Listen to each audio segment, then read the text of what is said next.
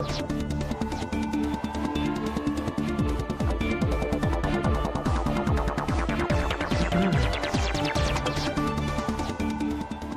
to the Economy Magazine. I'm Binyamin. Tjong-Alvares with a top economic report from around the world. In today's magazine, Tunisians vote, but hope fades, and Lebanon exposes its currency's history.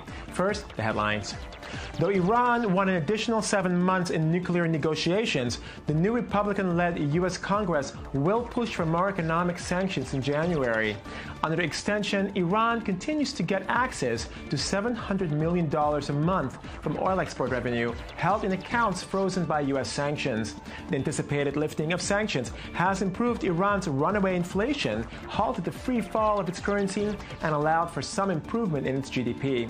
But while sanctions remain limited, Iran's oil exports are still affected by the global drop in the price of crude oil. Chilean President Michelle Bachelet said Latin America should not pursue a free trade area, but should nonetheless strive for integration. Bachelet called for convergence between the pro-free trade Alianza del Pacífico trade bloc and the traditionally more protectionist Mercosur bloc. She said the goal shouldn't be to produce a Latin American utopia, but should instead find shared development paths. Bachelet suggested less restrictive movement of people between countries and greater cross-border collaboration on infrastructure, exports, and energy. We're an incredibly rich and diverse continent. We don't have the right to deny ourselves development. We have no reason not to create a common discourse. We don't have an excuse to isolate some from others and deny ourselves the potential that we can find in unity. ING Group plans to cut 1,700 jobs as it seeks to simplify and automate systems and processes. The cuts will occur over the next 3 years and mainly at the retail bank's headquarters, in back offices, call centers, and technology departments. 2 weeks ago, state-owned ABN AMRO said it will cut as many as 1,000 jobs by 2018 and shrink its branch network as customers move to banking on their phones. ING, which received a €10 billion bailout in 2008, plans to expand digital banking and also make additional IT investments in its Dutch retail banking unit. Canadian buyout group Onex paid $4.7 billion for SIG Comibloc, the world's second largest maker of drink cartons. SIG is Onex's largest European acquisition and Europe's second largest leveraged buyout this year. Onex outbid European private equity rivals, testing the limits of lenders' appetite as it took debt equaling about 6.5 times EBITDA. U.S. regulators in September warned against debt financings exceeding 6 times EBITDA as the share of debt in U.S. leveraged buyouts this year matches levels seen in 2007 before financial markets froze. Honda said on Monday it failed to notify U.S. safety regulators of 1,729 claims of injuries and deaths related to accidents in its vehicles since 2003. Honda's revelation follows an inquiry by the U.S. National Highway Traffic Safety Administration into why it failed to report deaths and injuries. Honda and Japanese supplier Takata Core have been at the center of investigations of defects in Takata airbags. Honda has recalled more than 7.5 million U.S. cars as defects caused the inflators in some Takata airbags to rupture, spraying metal shards into passengers. For many Tunisians, the 2011 revolution held the promise of a brighter and more prosperous future. But as unemployment approaches 15% of the workforce and many of those employed are underemployed, hope is slowly fading. More on this report. Salim Shimi has a university degree in geography. He's held a series of odd jobs since graduating, and for the past 5 years, he's been a waiter in this Tunis cafe. You cannot choose your work in this country. I finished my studies to teach. Usually you would wait 1 or 2 years before working. But here you finish your studies and it's the job that chooses you. You have to earn a living. I work in a cafe, but there are those who work in the streets selling books or smuggle goods.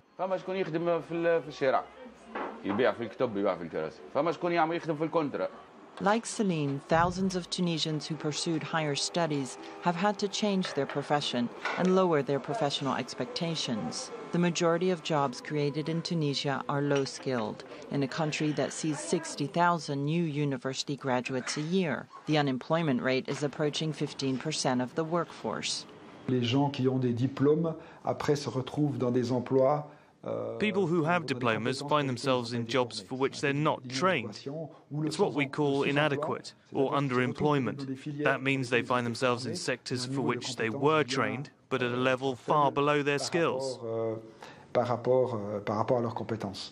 4 years after the fall of Ben Ali, not a single major economic reform has been introduced in Tunisia. And as presidential elections loom, pressure is growing on politicians to address the issue. Ce n'est pas facile de créer cette valeur ajoutée en Tunisie parce It's not easy to create this added value in Tunisia because we had to train our engineers to be able to develop value-added solutions. But it's possible. What we would like is for the authorities to cover this training. plutôt les autorités qui prennent en charge ces formations. For many Tunisians, the 2011 revolution held the promise of a brighter and more prosperous future. As they vote for their next president 3 years on, that hope is beginning to fade. All eyes are on Tunisia, where the results of the first round of voting in the presidential election may offer new hope.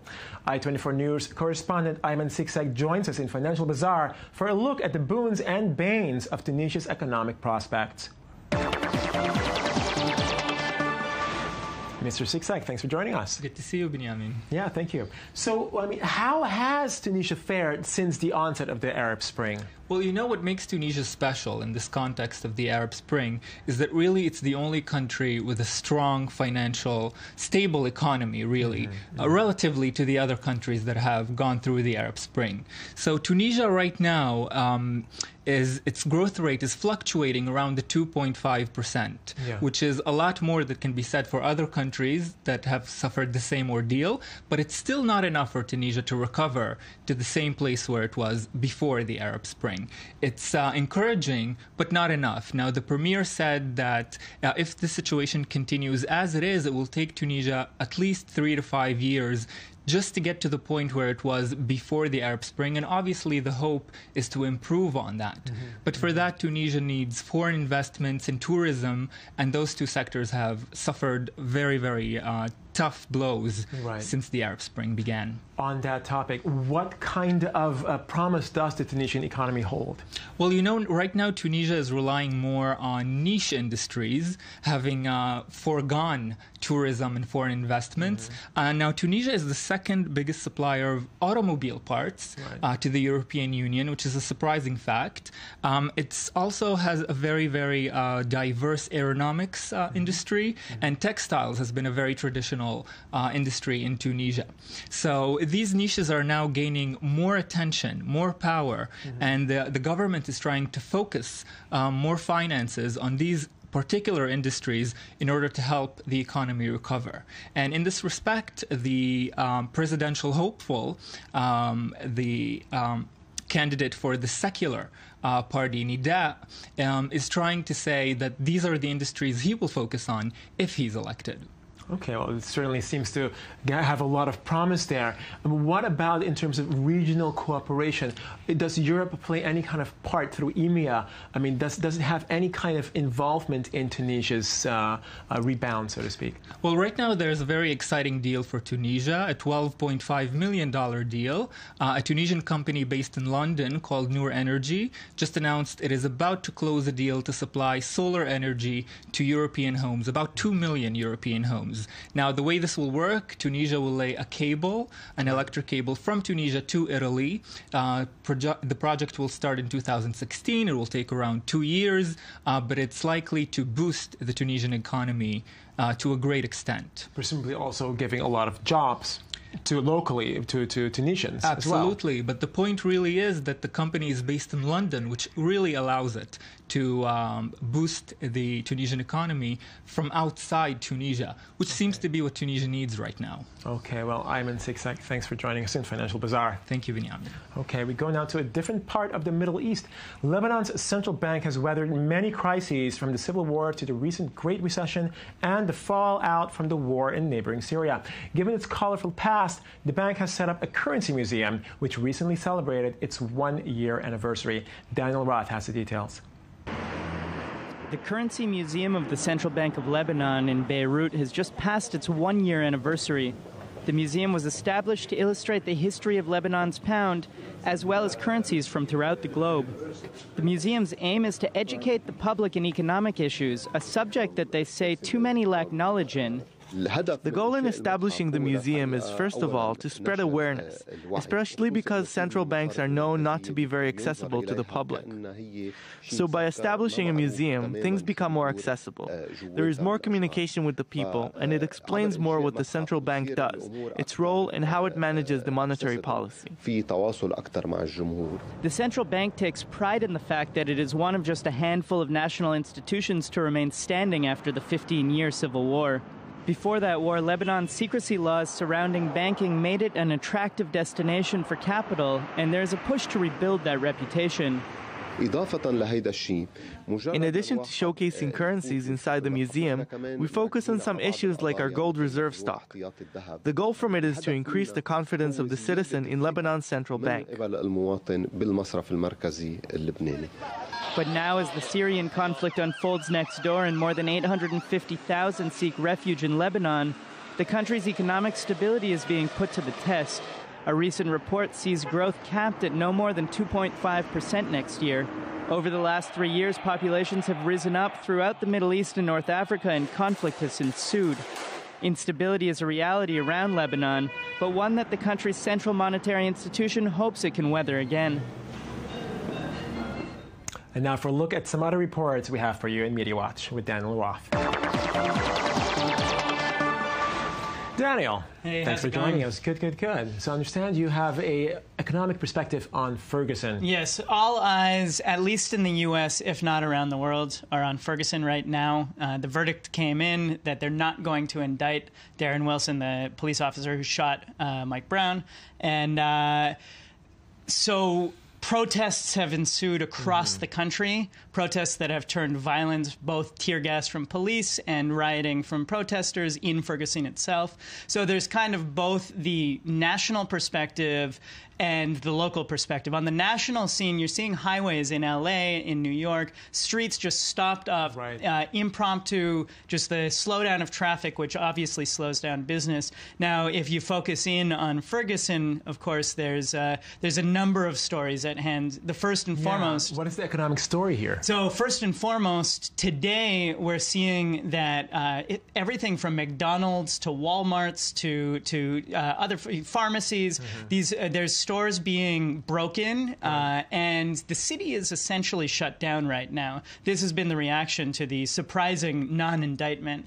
Aside from that, actually zooming back out, there's a company called Digital Ally that makes these GoPro cameras, these cameras that can be put on police officers. So the day before Brown was shot and killed, this stock was trading at about $4 or under $4. And in the month after that, it rose to a peak in early September of over $30.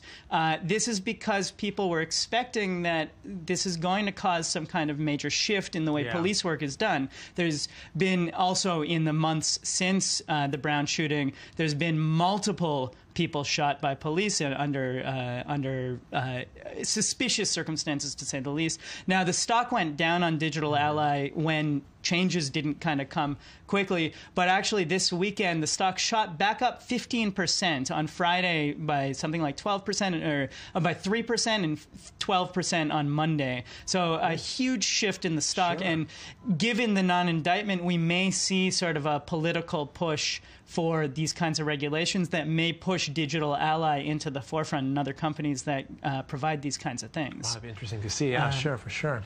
One other shift that we've seen is gun sales go way up in Ferguson.